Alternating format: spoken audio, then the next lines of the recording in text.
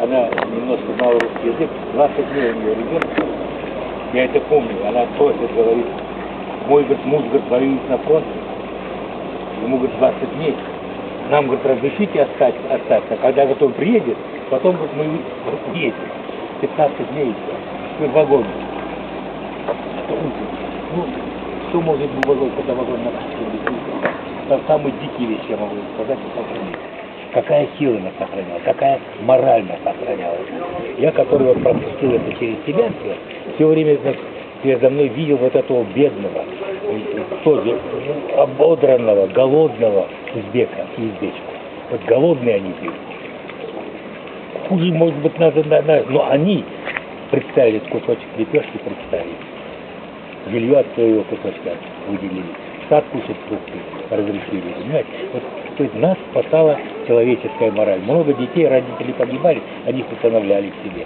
Поэтому вот этот монумент, как всегда, монументы ставят там полководцам, царям там, или гениальным личностям. Этот монумент и просто простым людям, которые нас спасали. Украинский народ, да. Вот мы проходим через Красный мост, вот это просто тяжесть, да, проходим через воду, ну, вода, очищение, это уже пропитали здесь народом, украинскому народу, таким здесь там 95% масла. Это на украинский. А почему украинскому народу? Не просто потому, что там мы здесь оказались. Просто все эти годы, пока мы сюда полвека, все были предатели. Меня тоже были предатели. Да? То есть вот этот ярмо надо было снять. Оно не так не снималось. Вот его Украина все-таки сняла. Здесь работают студенты, изучающие цикл художественных дисциплин нашей специальности. Профессиональное образование, специализация технологии дизайна одежды. Все выполнено работами студентов. Есть результаты дипломных работ, которые воплощаются как вот в таких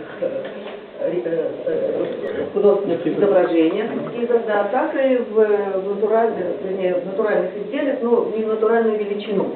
Раньше мы делали натуральную величину, когда были богаче. Вот.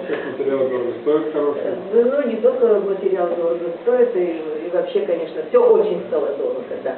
Орнаментику, видите, вот студенты занимаются, изучают. Вообще изучается история костюма всех народов мира. Вот выставлены куклы, изображающие костюмы. Изучается орнаментика этих костюмов, изучается формообразование, такая дисциплина вот в бумаге первой, видите, да, как можно работать с тканью. Сначала на бумаге все это мы пытаемся изобразить, а потом работаем с тканью.